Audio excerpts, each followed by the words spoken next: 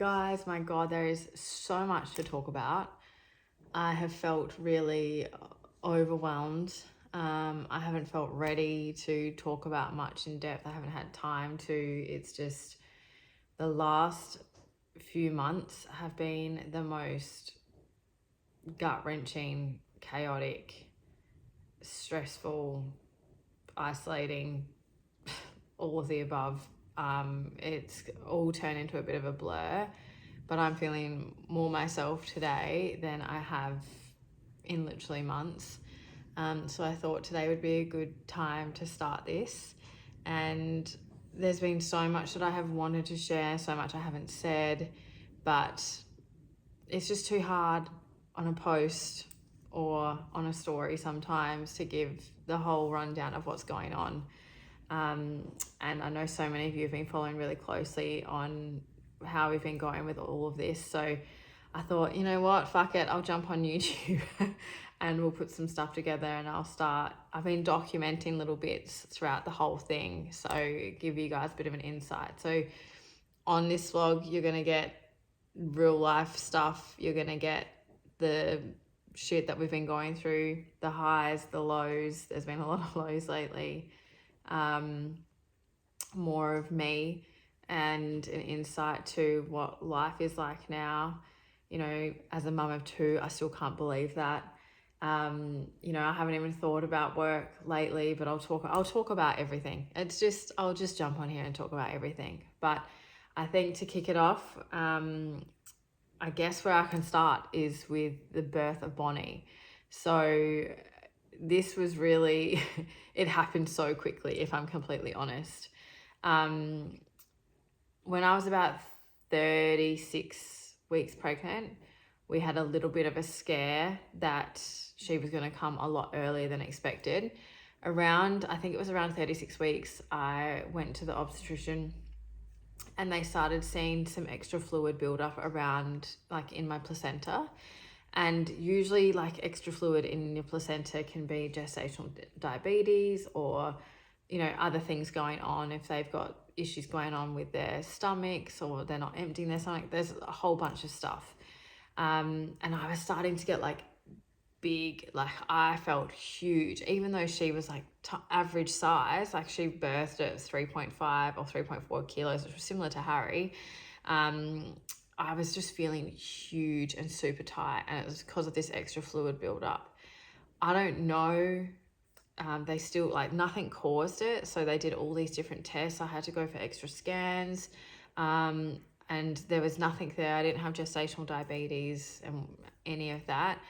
I was extremely stressed at the time. It is when I lost my best mate, which I'm not ready to talk about that yet, but at the time I'm sure will come eventually. But that was, I knew, like, the work that I do with my clients is, you know, and some of you may think this is woo-woo, whatever, but kids can feel your emotions. And I was so freaking out in that time that I was obviously grieving and all of that, Bonnie was going to be feeling it. It was going to be stressing her out. And I actually started getting early contractions at 36 weeks when it was all happening. And I was just like such a whirlwind. I just was not ready for it. It was just, everything was just so fucking full on at that time. Went into hospital and the contractions started to go, thankfully, and she seemed okay. So ended up coming back home, and this happened a couple times in that week. And so I thought, okay, cool, we're obviously on early here. I definitely think she's going to be coming early. They then kept checking the fluid, and it was all looking okay. They just had to keep an eye on it if I needed to be induced earlier, all of that. I ended up getting a 39 weeks, and at 4 a.m. in the morning, which is so weird because it is the exact same time my contractions started with Harry. 4 a.m. I wake up and I've got period pain. And I was like, oh, but in my head, I'm like, here we go again. I've had contractions and stuff leading up to. Is this just the same thing? But then exactly the same as Harry, they just started, and they just started to become more consistent and ramp up a little bit. And so that was 4 a.m. By 8:30 a.m., I was saying to Alex, I think we could be on here. Like, this has been happening for 4 hours and they seem to be getting more consistent. And I was actually due to get induced a week later. So I was like, okay, cool, this is going to hopefully happen now and I don't need to get induced.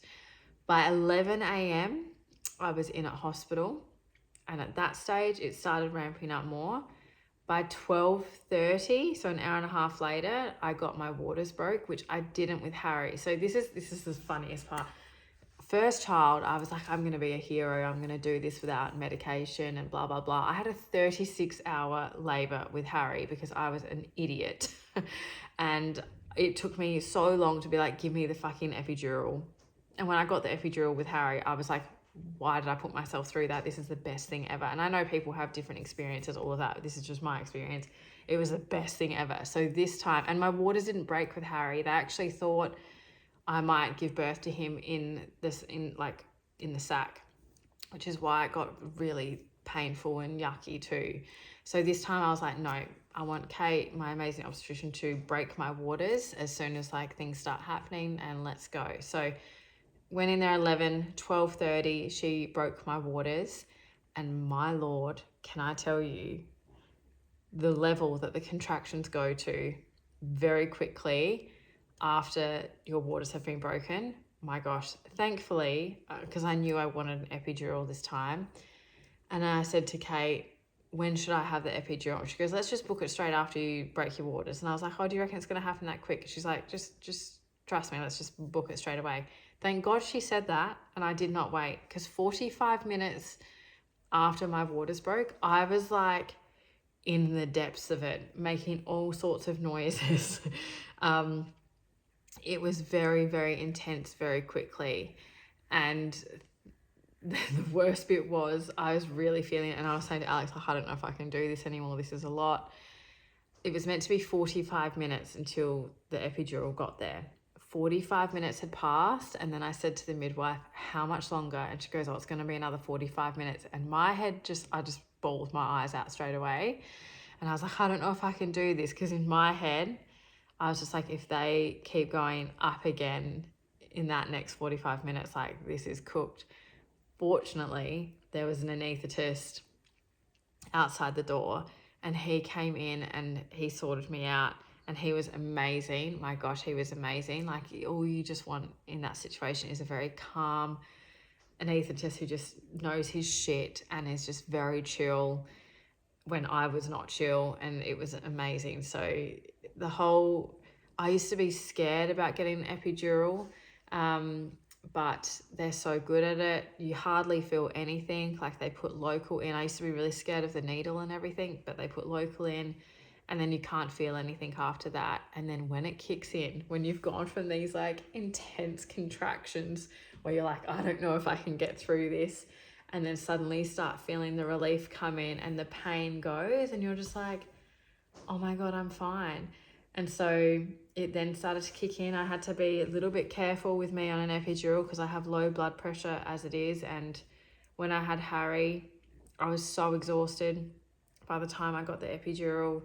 And then when that kicked in, they were worried because my blood pressure plummeted. So this time we were on top of it, and they were making sure they were keeping my fluids up. But when it kicked in, I was laying in bed, and what was it at that time? Maybe like after 12:30, it took maybe, waters broke at 12:30. I reckon I was chilling by 2:30. I then call my mum and dad. I'm like, hey, I'm in labor. Like, baby's gonna be here soon. And they're like, you sound so chilled, I can't believe it. Like, I can't believe you're in labor right now. This is amazing. It was just so weird, but I was just so happy at that time. And then they literally checked to see how dilated I was at, I think, 5 o'clock. And my obstetrician, I literally like spread my legs, and she's like, oh, she's there. Like, you can cough her out if you want. And I was like, oh my God. She was like, we're about to have a baby. Let's go. So she went and got everything ready. I started pushing. I had an amazing midwife there. The midwives there were amazing the whole time. And I literally started pushing with her, and I think it was only like I pushed for 6 minutes and Bonnie was here. She's still really fresh, so she looks a bit, how you going? But look at her hair. Is that my child? I'm not sure. I'm so lucky that both of my births have been incredibly beautiful. Like, yes, the labour part with Harry went a lot longer than I expected. But when I had the epidural both times, I wasn't in any pain. I didn't feel any pain when I was pushing. I literally could just enjoy the moment of actually bringing a new human into the world. Kate both times was like, do you want to touch her head?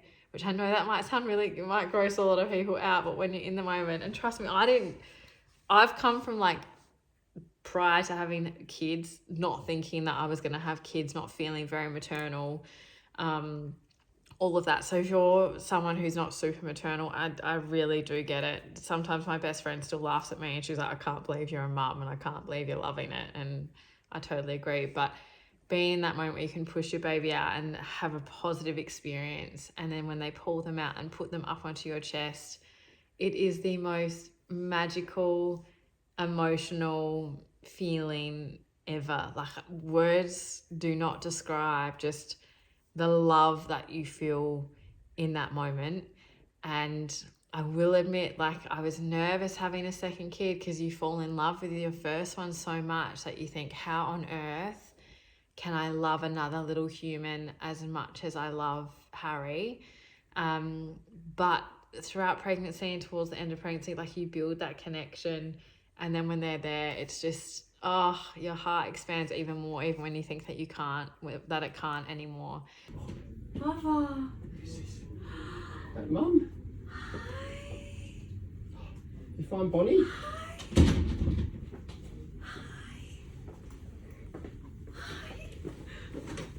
I missed you so much. Oh. Oh. I missed you. Gave you a big cuddle as well. Oh. Oh, baby.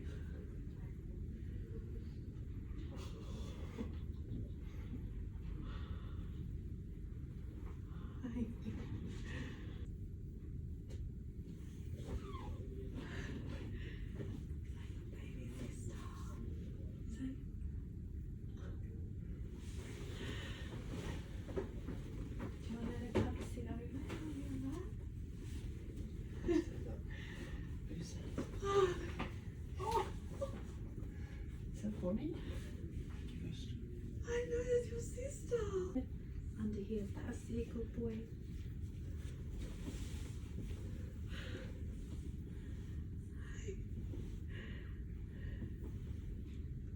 Oh, and yeah. Does she have lots of hair?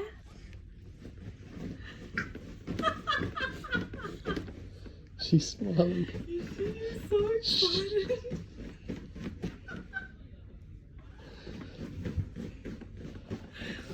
You, Bonnie? Bonnie? If you feel scared about birth at all, I know there are so many different stories out there, and I used to be terrified of it. I used to be terrified way back in the day of actually being pregnant, of my body changing. When I really struggled with body image stuff, I used to be mortified of my body just getting bigger, and my stomach especially, which I used to hate so much, just getting bigger and bigger. But working through all of that shit before I was pregnant was number one best tip ever. Highly recommend doing that if you have felt the same. Being pregnant is, yes, it can be annoying sometimes. The nausea, the tiredness, the fatigue, the fact that you turn into an actual scrambled egg. Literally, you become dumber while you're pregnant because your sole focus is just to grow this baby inside of you. To feel that little human kicking inside of you is the best. And then to go through that moment where they're actually earthside and in your arms, it's the best thing ever. So if you're nervous, find the positive stories from other people. Don't listen to the traumatic ones. It does happen. I'm not going to sit here and be like it doesn't happen, but I'm very grateful to have had 2 incredible birth stories where I loved every second of it, and I would do it again in a heartbeat. Maybe not in a heartbeat. I need to recover for a little while, but it is absolutely one of the best experience in your life. So that is my birth story with Bon. I didn't want to go, too intense. We could have gone real detaily there, but I'll just leave it at that. And I'm going to do another video now to explain when I knew things were going wrong with Bon, and go from there. So thank you.